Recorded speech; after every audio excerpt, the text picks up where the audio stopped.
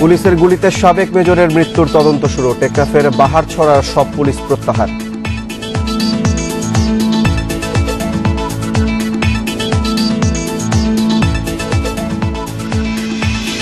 অনুমতি পেয়েও কাঁচা চামড়া রপ্তানি নিয়ে অনিশ্চয়তা, নেই দক্ষ শ্রমিক, করোনায় কমেছে চাহিদা।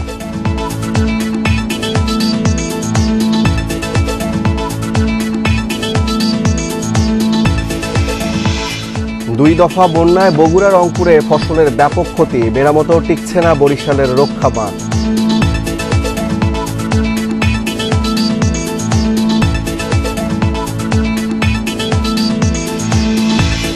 নিবন্ধনে অনীহার কারণে অকার্যকর কপিরাইট আইন, মৌলিক সৃষ্টির রয়্যালটি হারাচ্ছেন শিল্পীরা।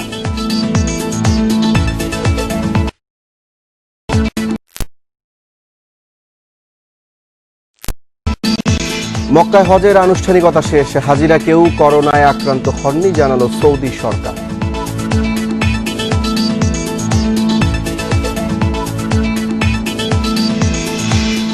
স্বাগত ইন্ডিপেন্ডেন্ট সংবাদের শিরোনাম শুনছিলেন, এবারে বিস্তারিত। কক্সবাজারের মেরিন ড্রাইভে পুলিশের গুলিতে সেনাবাহিনীর এক অবসরপ্রাপ্ত মেজরের মৃত্যুর ঘটনা তদন্ত হচ্ছে জানিয়েছেন স্বরাষ্ট্রমন্ত্রী আসাদুজ্জামান খান। প্রধানমন্ত্রীর নির্দেশে গঠন হয়েছে উচ্চ ক্ষমতা তদন্ত কমিটি। 7 কার্যদিবসের মধ্যে প্রতিবেদন দেবে কমিটির সদস্যরা। শুক্রবার রাত 9টায় টেকনাফের মেরিন ড্রাইভ সড়কের শামলাপুর তল্লাশি চৌকিতে পুলিশের গুলিতে অবসরপ্রাপ্ত মেজর সিনহা রাশেদ খান নিহত হন। এ বিষয়ে স্বরাষ্ট্রমন্ত্রী জানান, সেনা কর্মকর্তা নিহতের ঘটনায় একটি তদন্ত কমিটি গঠন করা হয়েছে। 7 কার্যদিবসের মধ্যে তারা প্রতিবেদন দেবে। আর এ ঘটনায় কোনো পুলিশ কর্মকর্তার বিরুদ্ধে ব্যবস্থা নেওয়া হবে কিনা সেই বিষয়ে আলোচনা চলছে। আমি বলবো বরখাস্ত হয়নি, মানে এই ধরনের আলাপ আলোচনা হচ্ছে, সেটাও তদন্তর পরে আমরা নির্ধারণ করব তার দোষ কতখানি, তার শাস্তি কতখানি পাওয়া উচিত, কিংবা সে কতখানি সঠিক কিংবা ভুল কাজ করেছে, সেটা তদন্ত কমিটির তদন্তের মাধ্যমে পরিষ্কার হবে। এদিকে জঙ্গিদের বিষয়ে পুলিশকে সতর্ক করার বিষয়ে স্বরাষ্ট্রমন্ত্রী জানান, এটা ঈদ ও শোকের মাস আগস্টের অনুষ্ঠানকে ঘিরে নিরাপত্তার স্বাভাবিক পদক্ষেপ। প্রচেষ্টা তারা মাঝামাঝি করে যাচ্ছে, কিছু একটা মানে করানোর প্রচেষ্টা, একটা হুমকি ধুমকি সবসময় দিচ্ছে, একটা খামাখাই একটা প্রচার করে দিচ্ছে, যেরকম এটা হতে পারে। তখনই নিরাপত্তা বাহিনীর দায়িত্ব এসে যায় প্রচারটা যেইটাই হোক সেটার প্রতি অ্যাটেনশন দেওয়ার জন্য। আমাদের নিরাপত্তা বাহিনী সেইটুকুই করেছে, অন্য কিছু। দেশে জঙ্গিরা এখন আর সংগঠিত নয় বলেও জানান স্বরাষ্ট্রমন্ত্রী। নিরাপত্তার দায়িত্ব। Khaled Raihan, independent news, Dhaka.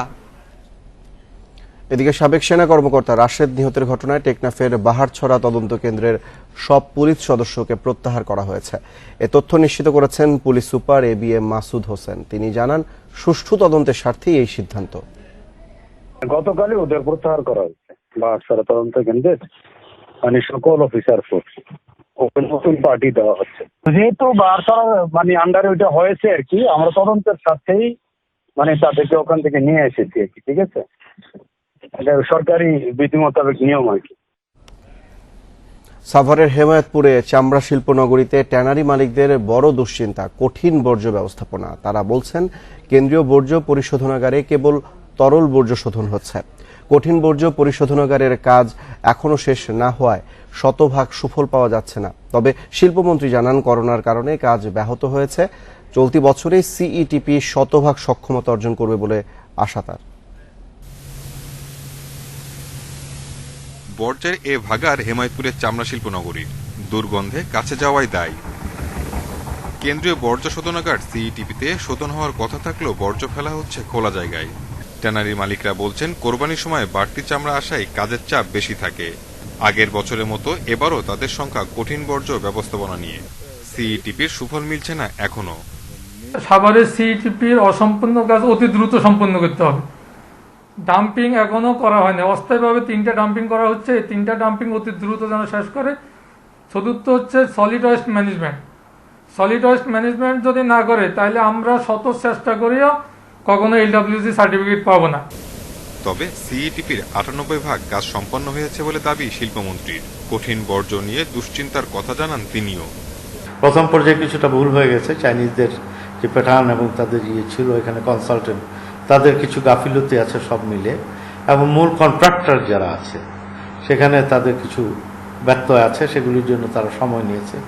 এখানে এটা আমাদের জন্য অত্যন্ত বিব্রতকর। শেষ পর্যায়ে আছে, যদি কোভিড-19 এই করোনা না হতো তাহলে তো এটা শেষ হয়ে যেত। শিল্পনগরীর সিইটিপি পূর্ণাঙ্গ চালু করতে না পারায় মিলছে না চামড়ার আন্তর্জাতিক সংগঠন লেদার ওয়ার্কিং গ্রুপের সনদ। Shahida Ahmed, independent news, Dhaka. অনুমতি দেয়া হলেও প্রস্তুতি না থাকায় এবারের ঈদে কাঁচা চামড়া রপ্তানির সম্ভাবনা কম বলছেন ব্যবসায়ীরা। তাদের মতে কাঁচা চামড়ার আন্তর্জাতিক বাজার তৈরিতে চালাতে হবে প্রচারণা, যা সময় সাপেক্ষ ব্যাপার। ক্রেতা আকর্ষণে সংশ্লিষ্ট দেশের হাইকমিশন ও দূতাবাসকে কাজে লাগানোর পরামর্শ অর্থনীতিবিদদের। কোরবানির পশুর চামড়ার দামে বিপর্যয় ঠেকাতে ৩০ বছর পর কাঁচা ও ওয়েট ব্লু চামড়া রপ্তানির সুযোগ দিয়েছে সরকার। কেস টু কেস ভিত্তিতে রপ্তানির অনুমতি দিয়ে ঈদের আগে প্রজ্ঞাপন জারি করে বাণিজ্য মন্ত্রণালয়। পরবর্তী নির্দেশ না দেওয়া পর্যন্ত এই সিদ্ধান্ত কার্যকর থাকবে। ব্যবসায়ীরা বলছেন, রপ্তানির জন্য কাঁচা চামড়া প্রস্তুত করতে দক্ষ শ্রমিকের অভাব রয়েছে, আর এত কম সময়ে ক্রেতা পাওয়া সম্ভব নয়। তাই ট্যানারিতে চামড়া দেয়া ছাড়া বিকল্প নেই। এই সিদ্ধান্ত অবশ্যই যৌক্তিক সিদ্ধান্ত আমি মনে করি। তাহলে ট্যানারির মালিকরা আর এই কথা বলতে পারবে না যে তারা করুক, তারা আপনার র হাইড করতে পারে এক্সপোর্ট, কোনো সমস্যা নাই। র হাইডের প্রথম প্রাইমারি প্রকিউরমেন্টটা কিন্তু আমরা করে থাকি প্রসেসটা, এরপরের পার্টগুলো তারা। ট্যানারি মালিকরা জানান, কাঁচা চামড়া রপ্তানিতে তাদের তেমন প্রস্তুতি নেই, তবে ওয়েট ব্লু চামড়া রপ্তানি হতে পারে। আমাদেরকে মার্কেট সার্চ করতে হবে, একটা সময় সাপেক্ষ ব্যাপার আসলে। সেক্ষেত্রে আমরা এখনো কোনো প্রিপারেশন নেই। আরেকটা হলো কেস টু কেস ভিত্তিতে দিবে বলছে যে এটা প্রতিটা ইন্ডিভিজুয়াল কেস বাণিজ্য মন্ত্রণালয়ে প্রেজেন্ট করলে তারপর তারা এটা অনুমতি দিবে আর কি। এটা আসলে স্বল্প সময় আসলে এটা সম্ভব না, একটা দীর্ঘমেয়াদী পরিকল্পনা প্রয়োজন, আর এটা মার্কেটিংও প্রয়োজন সেরকম। বিশ্লেষকরা জানান, কাঁচা চামড়ার প্রধান বাজার ভারত এবং চীন, কিন্তু করোনায় সেখানেও চাহিদা কম। যেহেতু রপ্তানির মূল টার্গেট যেহেতু ভারতীয় বাজার হবে, সুতরাং ভারতীয় পক্ষে ভারতের দিকেও যদি আমরা এই তথ্যপত্রগুলো জানাতে পারি, কলকাতা কেন্দ্রিক যে ব্যবসায়ীরা রয়েছেন তাদেরকে জানানো, এবং আমাদের দূতাবাসের কলকাতা হাইকমিশনের মাধ্যমেও যদি এই তথ্যপত্রগুলো সেখানে জানানো যায়, তাহলে সেখান থেকেও একটা চাহিদা তৈরি হবে আমাদের এই চামড়া নেবার ক্ষেত্রে। কাঁচা চামড়া রপ্তানি সম্ভব হলে তা এ খাতে দীর্ঘদিনের মন্দা কাটাতে ভূমিকা রাখবে বলে মনে করছেন সংশ্লিষ্টরা। Sajjad Hossain, independent news, Dhaka. টানা দুদিনের ভ্যাপসা গরমের পর রাজধানীতে ভোরবেলা শুরু হয় মুষলধারে বৃষ্টি। রাজধানীর জলাবদ্ধতার দুর্ভোগের সবশেষ চিত্র তুলে ধরতে তেজগাঁও থেকে যুক্ত হচ্ছে সহকর্মী জহিরুল ইসলাম। জহির, ভোরের বৃষ্টিপাত নিয়ে আবহাওয়া অফিস কি বলছে? আজকে কি আরো বৃষ্টির সম্ভাবনা রয়েছে? আবহাওয়া অফিস যেটা বলেছে, সবশেষ 24 ঘন্টায় 18 মিলি বৃষ্টি হয়েছে এবং এখানেই শেষ নয়, আগামী 5 দিন কিন্তু এই ধারাবাহিকতাটা থাকবে এবং সারা দেশে মাঝারি থেকে ভারী বৃষ্টি, কিছু কিছু ক্ষেত্রে বজ্রপাতেরও সম্ভাবনা রয়েছে এবং বিষয়টি আরো বৃষ্টির পরিমাণ আরো হয়তো বাড়বে। 5 তারিখের পর আরো বেশি বৃষ্টি হওয়ার একটা সম্ভাবনা আছে। বঙ্গোপসাগরের উত্তর ভাগে কিছু মৌসুমী বায়ুর আনাগোনা আছে এবং সেটা আরো বাড়বে, যে কারণে এই সপ্তাহের শেষের দিকে মূলত 5 তারিখের পর দেখা যাবে যে বৃষ্টির যে প্রকোপটা সেটা হয়তো আরো বেড়ে যাবে। এবং এখন পর্যন্ত আমরা রাজধানীর এই তেজগাঁও এলাকায় আছে, এখানে যে পরিস্থিতিটা দেখা যাচ্ছে যে 18 মিলি বৃষ্টি হয়েছে, কিন্তু ইতিমধ্যেই আমরা যদি আপনাদেরকে পরিস্থিতিটা দেখাই, এই রাস্তাটিতে কিন্তু ইতিমধ্যে পানি কিছুক্ষণ আগে বেশ ভালো পানি ছিল, যদি পানিটা এখন কমে গেছে এবং রাজধানীর অনেক এলাকাতে কিন্তু পানি সকালে দেখা গেছে হাঁটু পরিমাণ পানি উঠে গেছে এবং কোরবানির ঈদের পর আসলে পরিচ্ছন্নতার বিষয়টি মাথায় রেখে এই বৃষ্টি কিন্তু প্রার্থিত ছিল এবং ব্যবসা গরমের কথা বলছিলেন, সেই হিসেবে প্রত্যাশিত ছিল। কিন্তু পরিস্থিতিটা আসলে আরো খারাপ হবে যদি আগামী সপ্তাহে, এই সপ্তাহের শেষের দিকে যদি বৃষ্টির পরিমাণ আরো বেড়ে যায়, সেক্ষেত্রে হয়তো দেখা যাবে যে জলাবদ্ধতার নিয়ে অনেক আলোচনা হচ্ছে। আমরা জানি যে জলাবদ্ধতা নিরসনে সিটি কর্পোরেশনের মেয়র তিনি কিন্তু ইতিমধ্যে স্টেটমেন্ট দিয়েছেন যে ওয়াসা এবং পানি উন্নয়ন বোর্ড তারা কিন্তু ব্যর্থ হয়েছে এবং পানি উন্নয়ন বোর্ড এবং ওয়াসা যে তথ্য সরবরাহ করেছে সেটা কিন্তু বাস্তব চিত্র তুলে ধরছে না, এটা কিন্তু সরকারের দায়িত্বশীল সূত্র থেকেই বক্তব্যটি এসেছে। তো সব মিলিয়ে এখন পর্যন্ত যেই চিত্রটি আমি দেখাচ্ছি, কিন্তু এর চেয়েও পরিস্থিতি আরো খারাপ হতে পারে। 5 থেকে 7 তারিখের দিকে আরো বেশি বৃষ্টিপাত হতে পারে। সেক্ষেত্রে আসলে যে প্রস্তুতির কথা, জলবদ্ধতা নিরসনে যে প্রস্তুতির কথা বলা হচ্ছিল সেটা আসলে সে অর্থে নেই।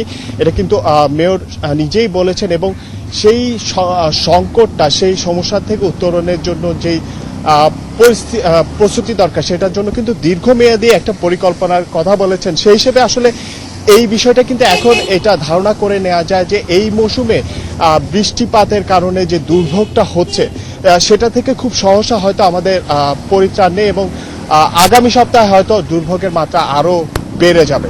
সুফি, সহকর্মী জহিরুল ইসলাম জানাচ্ছিলেন তেজগাঁও থেকে। দেশে করোনায় মারা গেছেন আরো 22 জন। এ নিয়ে মোট প্রাণহানি দাঁড়ালো 3154 জনে। আরো 886 জন নতুন শনাক্ত হওয়ায় দেশে মোট আক্রান্ত 2,40,746 জন। রোববার স্বাস্থ্য অধিদপ্তরে অনলাইন সংবাদ সম্মেলনে এসব তথ্য তুলে ধরা হয়।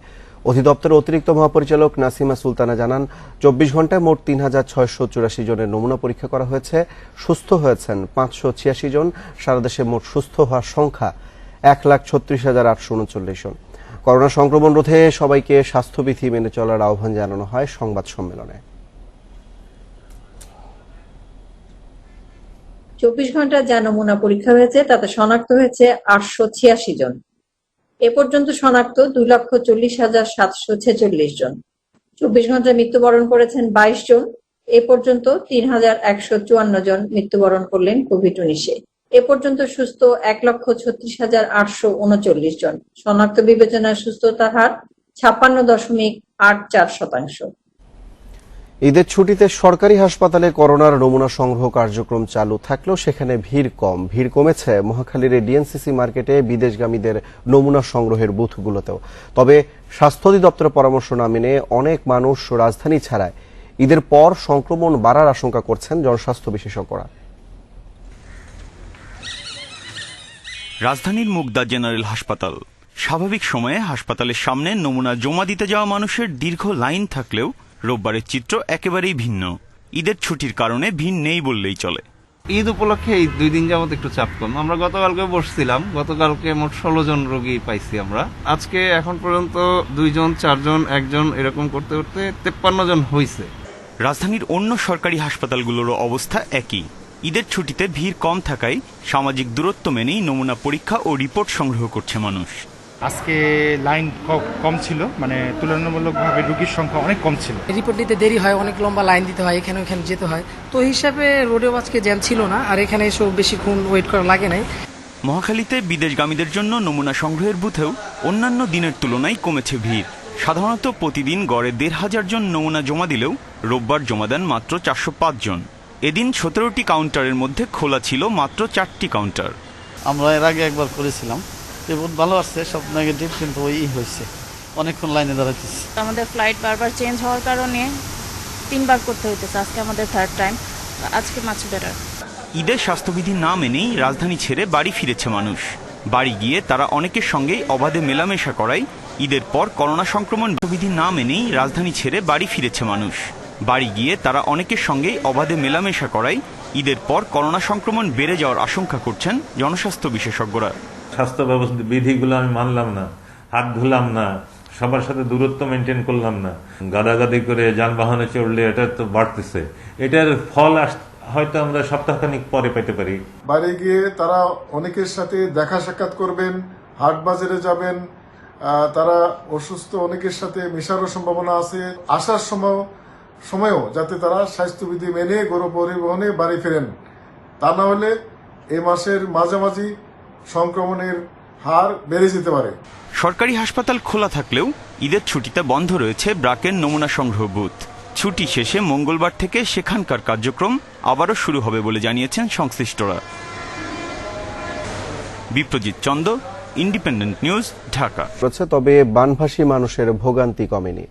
দীর্ঘদিন পানিবন্দী থেকে আক্রান্ত হচ্ছেন নানা রোগ বালাইয়ে। কোনো কোনো জেলায় পানি কমার সাথে সাথে তীব্র হয়েছে নদী ভাঙন। এ বিষয়ে আরো জানাতে সুনামগঞ্জ ও নীলফামারী থেকে যোগ দিয়েছেন সহকর্মীরা। শুরুতেই সুনামগঞ্জ থেকে রয়েছেন সহকর্মী জাকির হোসেন। জাকির, সুনামগঞ্জে বন্যায় ক্ষয়ক্ষতির পরিমাণ কি হিসেব করা হয়েছে? ক্ষতি পোষাতে কি ধরনের কার্যক্রম হাতে নেওয়া হয়েছে? দেখুন, সুনামগঞ্জে কিন্তু 28শে জুন থেকে শুরু হয়ে জুলাইয়ের 20 তারিখ পর্যন্ত কিন্তু সুনামগঞ্জে 3 দফা বন্যা হয়ে গেছে। এর মধ্যে কিন্তু সুনামগঞ্জে সবচেয়ে বেশি ক্ষয়ক্ষতি হচ্ছে সড়কের। সেটা হচ্ছে স্থানীয় সরকার প্রকৌশল অধিদপ্তরের যে নিয়ন্ত্রণে যে সড়ক রয়েছে, প্রায় 900 কিলোমিটার সড়ক ব্যাপক ক্ষয়ক্ষতি হয়েছে এবং এর মধ্যে ব্রিজ, কালভার্ট, গ্রাম প্রতিরক্ষা দেয়াল এসব রয়েছে। আর সড়ক ও জনপদ বিভাগের 30 কিলোমিটার সড়ক। সবচেয়ে বেশি ক্ষয়ক্ষতি হয়েছে স্থানীয় সরকার প্রকৌশল অধিদপ্তরের অধীনে যে সড়ক, প্রায় 900 কিলোমিটার সড়কের ক্ষয়ক্ষতি যে টাকার অঙ্কে আমাকে জানিয়েছেন নির্বাহী প্রকৌশলী, আমাকে জানিয়েছেন টাকার অঙ্ক প্রায় 400 কোটি টাকা এবং সড়ক বিভাগেরও প্রায় 40 কোটি টাকার মতো ক্ষয়ক্ষতি হয়েছে বলে আমাকে জানিয়েছেন। তো এইসব আসলে এই যে সড়কগুলা ক্ষয়ক্ষতি হওয়ায় কিন্তু সুনামগঞ্জের প্রায় অধিকাংশ সড়কই বলা যায় পানির নিচে থাকায় কিন্তু এখন এই সড়ক দিয়ে কিছু কিছু সড়ক দিয়ে একেবারে যান চলাচল একেবারেই বন্ধ আছে। এই সব যে সড়ক দিয়ে কবে নাগাদ যে যান চলাচল শুরু হবে সেটা নিয়ে এখন এই যে স্থানীয় মানুষ কিন্তু অনেকটাই উদ্বিগ্ন, দুশ্চিন্তায়। তো আমি কথা বলেছিলাম স্থানীয় সরকার প্রকৌশল অধিদপ্তরের নির্বাহী প্রকৌশলী মাহবুবুল আলম আসাদ। তিনি আমাকে জানিয়েছেন যে যেহেতু কিছু কিছু এলাকার সড়কে এখনো পানি আছে, সেহেতু ক্ষয়ক্ষতি আরো নিরূপণ করা হবে, যার ফলে পরবর্তীতে মন্ত্রণালয়ে চিঠি প্রেরণ করা হবে ক্ষয়ক্ষতি নিরূপণ করার পরে। তারপর অনুমোদন হলে তারপর টেন্ডার করে তারপর কাজ শুরু হবে। এটা কিন্তু আসলে অনেকটা একটু বিলম্ব একটা পদ্ধতি। এই আমরা ইতিমধ্যে আমরা দেখেছি সড়ক বিভাগের পক্ষ থেকে কিছু সড়কে কিন্তু জোড়াতালি দেওয়া হচ্ছে। এতে কিছুটা ভোগান্তি কমলে কিন্তু পুরোপুরি ভোগান্তি এখনই কমবে না। তো সার্বিকভাবে বলা যায় যে জাকির, নিশ্চয়ই পরবর্তীতে আরো বিস্তারিত জানবো আপনার কাছ থেকে। এই মুহূর্তে যেতে চাই নীলফামারীতে, সেখান থেকে যোগ দিয়েছে সহকর্মী জসিম উদ্দিন। জসিম, বন্যা নীলফামারীতে কি পরিমাণ ক্ষয়ক্ষতি হয়েছে, ত্রাণ সহায়তা ক্ষতি পোষাতে কি ধরনের উদ্যোগ নিয়েছে প্রশাসন? আমি যদি প্রথমেই যে কথাটি বলতে চাই যে আসলে নীলফামারীর যে তিস্তা নদীর যে বিপদসীমার উপর দিয়ে যখন পানি প্রবাহিত হয়েছিল, যেটা একালের সর্বোচ্চ, সেই সময়ের পর থেকে যখন পানি কমা শুরু করেছে তখন যে ভয়াবহ ভাঙন হয়েছিল, সেই ভাঙনে প্রায় 200 শতাধিক পরিবার যে বিলীন হয়ে গিয়েছিল এবং সেই পরিবারগুলো এখন বাঁধে এবং উঁচু সড়কে যারা অবস্থান করছে, সেখানে সরকারিভাবে তাদেরকে ঈদের যেন আনন্দ থেকে যেন বঞ্চিত না হয় সেজন্য ত্রাণ দেওয়া হয়েছে। কিন্তু তাদের বাসস্থানের যে তাদের ঘর বাড়ি তৈরি করার যে বিষয়টি, সেটি আমাকে জানিয়েছেন যে আসলে এই ব্যাপারে সংশ্লিষ্ট মন্ত্রণালয় থেকে অনুদান আসার পরিপ্রেক্ষিতে তাদেরকে সেই বাসস্থানের জন্য তাদের যে অর্থ সহযোগিতা করা সেটা করবে। আর এদিকে যে বিষয়টি আপনি আছে বলে আপনাকে জানাই যে আসলে যে আমন যে নতুন করে যে আমন ক্ষেতের যে বিষয়টি রয়েছে, সেগুলো যদি পানি যদি দীর্ঘদিন ধরে থাকে তাহলে সেগুলো ক্ষতি হবে বলে আমাকে কৃষি সম্প্রসারণ বিভাগ থেকে আমাকে জানিয়েছে। আর আপনি একটি বিষয় বলে যে আপনি জানেন যে সৈয়দপুরের যে নদী রয়েছে খরকা নদী, সেই নদীর বাঁধ যেটা ভেঙে এবং শহর রক্ষা বাঁধের যে রেগুলেটরের যে গেট ছিল, সেই গেটটি চুরি হওয়ার কারণে পানি শহরে যে প্রবেশ করেছিল, যে প্রায় 100 পরিবার পৌর এলাকার যে 100টি পরিবারের যে পানি উঠেছিল সেই পানিও আস্তে আস্তে নেমে গেছে। এবং মোটামুটি বলা যেতে পারে যে নীলফামারীর যে 25টি যে নদ নদী রয়েছে এবং 40টি খাল রয়েছে, যার দৈর্ঘ্য প্রায় 650 কিলোমিটার, টোটালি এই সমস্ত পানি বাড়ি বর্ষণ না হওয়ার কারণে এই পানিগুলো এখন নেমে গেছে এবং বন্যা পরিস্থিতির উন্নতি রয়েছে বলে সেই প্রতীয়মান হচ্ছে। বন্যার ক্ষয়ক্ষতি নিয়ে জানাচ্ছিলেন সহকর্মীরা। সুনামগঞ্জ ও নীলফামারীর পরিস্থিতি জানছিলাম। 2 দফা বন্যায় বগুড়া ও রংপুর কৃষি অঞ্চলে পাট সহ বিভিন্ন ফসলের ব্যাপক ক্ষতি হয়েছে। প্রায় 1 মাস ক্ষেতের ফসল পানিতে ডুবে থাকায় এর ভবিষ্যৎ অনিশ্চিত। তবে পানি নেমে যাবার পরপরই কৃষি পুনর্বাসনের কাজ শুরু করেছে কৃষি সম্প্রসারণ অধিদপ্তর। জুনের শেষ সপ্তাহে শুরু হওয়া বৃষ্টির পাশাপাশি পাহাড়ি ঢলে ব্রহ্মপুত্র ও তিস্তা অববাহিকার নদ নদীগুলোতে পানি বেড়ে গেলে চরাঞ্চলের পাশাপাশি বিভিন্ন এলাকা তলিয়ে যায়। এতে প্রায় 27,000 হেক্টর জমির ফসল ডুবে যায় সম্পূর্ণ। এই অবস্থায় জুলাইয়ের মাঝামাঝি পর্যন্ত 2 দফা বন্যায় রংপুর, কুড়িগ্রাম, গাইবান্ধা, নীলফামারী, লালমনিরহাট, বগুড়া, সিরাজগঞ্জ, পাবনা আর জয়পুরহাটে ফসলের ক্ষতি হয় অন্তত 280 কোটি টাকার। বন্যায় এবার সবচেয়ে বেশি ক্ষতি হয়েছে পাটের। শুধু রংপুর কৃষি অঞ্চলের 4 জেলাতেই পাটের ক্ষতি হয়েছে প্রায় 35 কোটি টাকার। এছাড়া অন্যান্য ফসলেরও ব্যাপক ক্ষতি হয়েছে বলছেন চাষিরা। 4 বিঘা জমি পাট বসলাম, কাটি পানি, 14 মুখী পানি, আমার ঘরের মধ্যে 1 কুমড় পানি, ফল ফল না খায় মারা যাচ্ছি। কামলা পাট দেই, আমার কাছে দাম আর ওরা পড়া বসা কোনো কাম কাজ কিছু নাই। কৃষি সম্প্রসারণ অধিদপ্তর জানিয়েছে চাষিদের ক্ষতিপূরণে পানি নেমে যাবার সাথে সাথেই পুনর্বাসনের কাজ শুরু হবে। কমিউনিটি বীজতলা, সেখান থেকে আমরা চারা উৎপাদন করব। এখানে আমাদের 50 একর জমির একটা সহায়তা দেওয়া হয়েছে। সেখানে আমরা 3333 জন কৃষককে প্রত্যেকে 1 বিঘা জমির চারা আমরা উৎপাদন করে দেব। কৃষি বিভাগ বলছে পানি উন্নয়ন বোর্ড দীর্ঘস্থায়ী বন্যার যে আশঙ্কার কথা জানিয়েছে তাতে ফসলের ক্ষতি আরও বাড়তে পারে। Hasibur Rahman, independent news, Bogura. বন্যায় ফসলের ক্ষতি নিয়ে আরো জানাতে রংপুর থেকে যোগ দিয়েছে সহকর্মী নজরুল ইসলাম। নজরুল, যদি পানি নেমে যায় সেই ক্ষেত্রে কৃষি পুনর্বাসনে কি ধরনের উদ্যোগ নেওয়া হয়েছে, আর যদি বন্যা দীর্ঘস্থায়ী হয় সেই ক্ষেত্রে মোকাবেলার বিষয়ে কি বলছে কৃষি বিভাগ? দেখুন, আসলে তৃতীয় দফা বন্যায় কিন্তু রংপুরে আমরা যেটা কৃষি অফিস থেকে তথ্য নিয়েছি সেটা বলছে 35,000 হেক্টর রংপুর বিভাগে কিন্তু অর্থাৎ পানিতে ফসলের জমি কিন্তু নিমজ্জিত হয়েছে। এটা ক্ষতি হয়েছে প্রায় 14,000 হেক্টর ফসলের জমি। এখন পানি নামতে শুরু করার কারণে কিন্তু কিছু ভাঙ্গন দেখা দিয়েছে। ভাঙ্গন দেখা দেওয়ার ফলে কিন্তু যেসব জমি ক্ষতিগ্রস্ত হয়েছে এটি কিন্তু আর অর্থাৎ কৃষকরা পুষিয়ে উঠতে পারছে না। এটি কিন্তু সরকারিভাবে অর্থাৎ প্রণোদনা দেওয়ার ব্যবস্থা করছেন কৃষি অফিস থেকে। তারা তালিকা করার যে প্রক্রিয়া তারা কিন্তু অলরেডি করে ফেলেছে। তবে কৃষি অফিসের যিনি রংপুর বিভাগীয় উপপরিচালক মোহাম্মদ আলী, তার সঙ্গে আমার কথা হয়েছে। তিনি যেমনটি জানিয়েছেন যে রংপুর অঞ্চলে অর্থাৎ রংপুর জেলায় যেটি ক্ষতি হয়েছে এটি কিন্তু খুব কম ক্ষতি হয়েছে। তবে কুড়িগ্রাম আর গাইবান্ধা সব থেকে বেশি ক্ষতি হয়েছে। সেই এলাকায় এখন পর্যন্ত পানি অর্থাৎ উঠানামা করছে, কোনোদিন বাড়ছে কোনোদিন আবার কমছে। সেই এলাকায় কিন্তু আসলে ক্ষতির পরিমাণটা অনেক। তবে কুড়িগ্রাম আর গাইবান্ধা সব থেকে বেশি ক্ষতি হয়েছে। সেই এলাকায় এখন পর্যন্ত পানি অর্থাৎ উঠানামা করছে, কোনোদিন বাড়ছে কোনোদিন আবার কমছে। সেই এলাকায় কিন্তু আসলে ক্ষতির পরিমাণটা অনেক ধরনের বেশি হয়েছে। এর মধ্যে রয়েছে কিন্তু বিভিন্ন ধরনের ফসল। সব থেকে বেশি ক্ষতি হয়েছে সবজি। সে কারণে কিন্তু সবজির বাজারে আমরা দেখেছি যে দাম অনেকটাই চড়া রংপুরে। তবে সব মিলে রংপুরের যে বিভাগীয় শহর অর্থাৎ রংপুরের যে 5 জেলা আছে, যে 5 জেলা এলাকা অর্থাৎ বন্যায় অনেক ধরনের ক্ষতি হয়েছে। এই ক্ষতি কিন্তু পুষিয়ে তুলতে কিন্তু কৃষকের কাছে তারা যাচ্ছেন এবং সেখানে কৃষককে বিভিন্ন ধরনের প্রণোদনা দেওয়ার যে কথাগুলো তারা বলে যাচ্ছেন। তবে সব মিলিয়ে আসলে প্রণোদনা পাবে কিনা এটি কিন্তু কৃষকের একটা সংশয় রয়েছে। কৃষক কিন্তু বারবার দাবি করেছেন যে তাদের কারো 3 বিঘা জমি আছে, 3 বিঘায় পানির নিচে নিমজ্জিত হয়েছে এবং ক্ষতি হয়েছে। এটি কিন্তু আসলে কৃষককে দেওয়া হবে কিনা প্রণোদনা এটি কিন্তু এখন পর্যন্ত কোনো তালিকা করলেও কিন্তু তা কিন্তু পায়নি। তবে আস্তে আস্তে কিন্তু পানি নামার কারণে কিন্তু অনেক জায়গায় যেসব জায়গায় বাদামের ক্ষতি হয়েছে এটি কিন্তু আর কখনো ফিরে আসবে না, বাদাম কিন্তু আর হবে না। আর যেটি অর্থাৎ আমি যেটা বলতে চাইছিলাম যে পাটের কিন্তু ক্ষতি হয়েছে অনেকটি, এই পাটও কিন্তু আর হবে না। পানির নিচে গেছে, পাট কিন্তু অল্প একটু পচে গেলে কিন্তু সেই পাটটি নেওয়া যায় না। এটি কিন্তু আসলে রংপুরের যে সব জায়গাতে ক্ষতিগ্রস্ত হয়েছে এই ক্ষতিগ্রস্ত কিন্তু কৃষকরা কিন্তু তাদের দাবি অনুযায়ী তারা বলতে চেষ্টা করেছেন যে অর্থাৎ সরকারিভাবে 35,000 হেক্টর জমি যে পানির নিচে নিমজ্জিত হয়েছে এবং অর্থাৎ কৃষি অফিস থেকে বলা হচ্ছে যে তারা 14,000 জমি ক্ষতিগ্রস্ত হয়েছে। এটি কিন্তু আরো পরিমাণটা বেশি হয়েছে। এটি আসলে নজরুল ইসলাম পরবর্তীতে নিশ্চয়ই জানাবেন সবশেষ কি পরিস্থিতি দাঁড়ালো। রংপুর থেকে বন্যা ফসলের ক্ষয়ক্ষতি সম্পর্কে জানাচ্ছে সহকর্মী নজরুল ইসলাম। বারবার মেরামতের পরও টিকছে না বরিশাল বিভাগের নদী রক্ষা বাঁধগুলো। ভাঙা অংশ দিয়ে পানি ঢুকে ক্ষতিগ্রস্ত হচ্ছে বিভিন্ন এলাকা। এজন্য নদীর গতিপথের পরিবর্তনের পর বাঁধ নির্মাণের দাবি জনপ্রতিনিধিদের। অবশ্য বাঁধ সংস্কারে চলতি অর্থ বছরে শতাধিক প্রকল্প চলমান বলছে পানি উন্নয়ন বোর্ড। নদীপথে বরিশালের প্রবেশদ্বার হিজলা। এই উপজেলার হরিনাথপুরে নদী রক্ষার বাঁধটি নির্মাণ করা হয় 1974 সালে। 4 বার সংস্কারের পরও বেহাল বাঁধটি। স্বাভাবিক জোয়ারেই পানি ঢুকছে ভাঙা অংশ দিয়ে। বাঁধ না থাকার কারণে অটাইমে পানি ঢোকে, যে সময় পানির দরকার না সেই সময় পানি ঢোকে।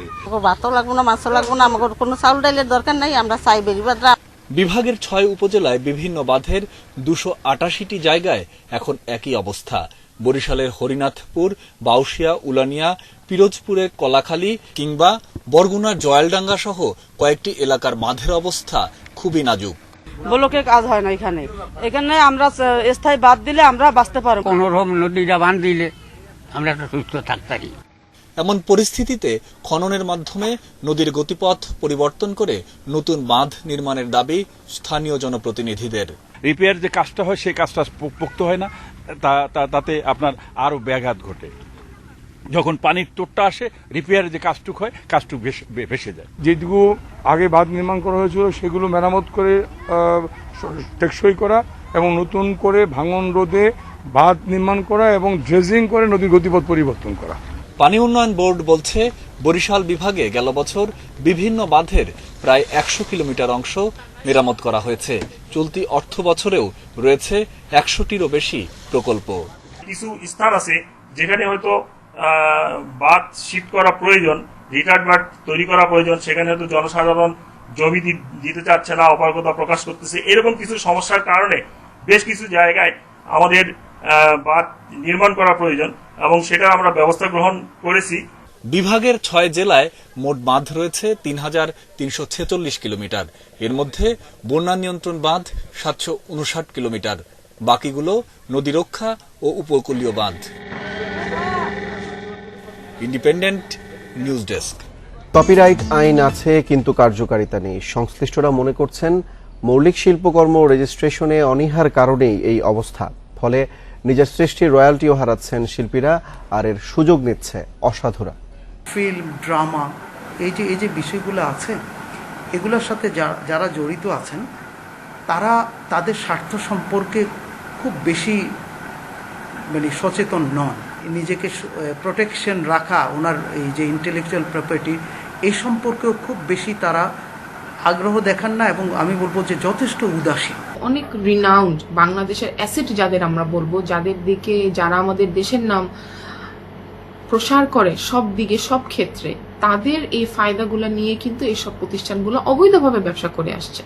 এবং দিন শেষে যারা ট্যালেন্ট পার্সন, সেটা গীতিকার হোক, কণ্ঠশিল্পী হোক, ফিল্ম প্রডিউসার হোক, এরা দিন শেষে প্রধানমন্ত্রীর কাছে অনুদানে হাত পাতবে, এটা কিন্তু আসলে কাম্য নয়। 2000 সালের কপিরাইট আইনে চলছে বাংলাদেশের মৌলিক শিল্পকর্ম। এতে সর্বোচ্চ 5 বছরের জেল ও 2 লাখ টাকা জরিমানার বিধান রয়েছে। ভারতে এর ব্যাপক চর্চা থাকলেও বাংলাদেশে বেশিরভাগ শিল্পী এ ব্যাপারে উদাসীন। সনদ থাকলেই আমি ফৌজদারি মামলা দায়ের করতে পারবো, সনদ থাকলে আমি দেওয়ানি মামলা দায়ের করতে পারবো, সনদ থাকলে আমি রেজিস্ট্রেশন অফিসে গিয়ে অভিযোগ করতে পারবো যে আমার গান বিকৃত করা হচ্ছে, আমার গান অর্থ প্রদান করা হচ্ছে না। আমাদেরকে যেমন সচেতন হতে হবে, তেমনি আইনের প্রয়োগও যথার্থ হতে হবে। এটা একটা ডিজিটাল প্ল্যাটফর্ম, এখান থেকে যে অর্জিত আয়গুলি হয় সেগুলি আপনারা নিজের দখলে আনতে পারবেন। যেমন আমি কিন্তু লেগেই ছিলাম এবং আমার ইচ্ছা ছিল যে আমি শেষ দেখবো, এবং শেষটা দেখেই ছেড়েছি।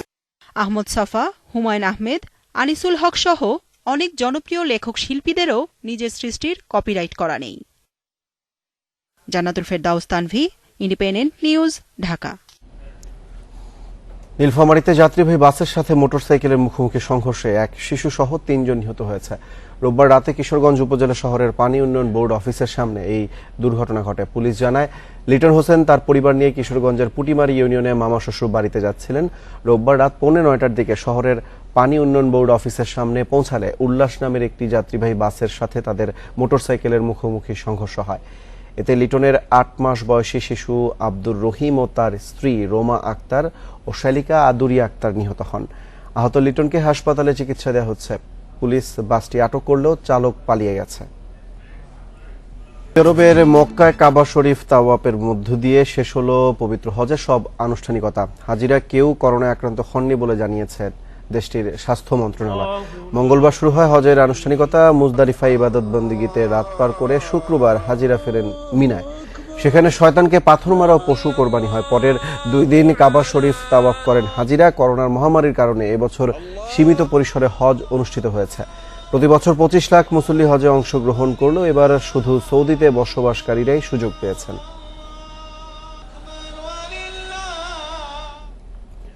বিশ্বে রোববার করোনায় মারা গেছেন আরও প্রায় 4,500 জন। নতুন শনাক্ত হয়েছেন 2,12,000-এর বেশি। তবে যুক্তরাষ্ট্র ও ব্রাজিলে কমেছে নতুন শনাক্তের সংখ্যা। বিশ্বে এ পর্যন্ত প্রাণহানি 6,92,000, মোট আক্রান্ত 1,82,00,000-এর বেশি। 24 ঘন্টা সবচেয়ে বেশি মৃত্যু শনাক্ত হয়েছে মেক্সিকো ও ভারতে। মেক্সিকোতে মারা গেছেন 784 জন। নতুন শনাক্ত 47,500। ভারতে একদিনের মৃত্যু হয়েছে 758 জনের, শনাক্ত প্রায় 53,000। তবে করোনা মুক্ত হয়ে বাড়ি ফিরেছেন বলিউড মেগাস্টার অমিতাভ বচ্চন। এদিকে সংক্রমণ বাড়ায় অস্ট্রেলিয়ার ভিক্টোরিয়াকে দুর্যোগপূর্ণ রাজ্য ঘোষণা করা হয়েছে। মেলবোর্নে জারি করা হয়েছে কারফিউ। কসোভোর প্রধানমন্ত্রী করোনা আক্রান্ত হয়েছেন। নরওয়ের একটি জাহাজের 36 ক্রুয়ের দেহে করোনা শনাক্ত হয়েছে। অনানুষ্ঠানিক ঘোষণা এসেছিল আগেই, এবার ভারত সরকারের সবুজ সংকেত পেল গভর্নিং কাউন্সিল। 19 সেপ্টেম্বর সংযুক্ত আরব আমিরাতে শুরু হচ্ছে আইপিএল এর 13তম আসর। Final 10 November. গভর্নিং কাউন্সিলের সভায় সিদ্ধান্ত, প্রতি স্কোয়াডে রাখা হবে 24 ক্রিকেটার। কোভিড-19 সাবস্টিটিউটের জন্য থাকছে না কোনো বাধ্যবাধকতা। এবারের আইপিএল হবে ডাবল হেডারে। ভারত চীন সীমান্ত নিয়ে সাম্প্রতিক উত্তেজনায় শঙ্কা ছিল মূল স্পন্সর বদলে ফেলার, তবে শেষ মুহূর্তে সে ভাবনা থেকে সরে আসে কর্তৃপক্ষ। চলতি আসরে মূল স্পন্সর হিসেবে থাকছে চীনা মোবাইল কোম্পানি ভিভো। গত এপ্রিলে কোভিড-19 মহামারীর কারণে 2020 আসর স্থগিত করে বিসিসিআই।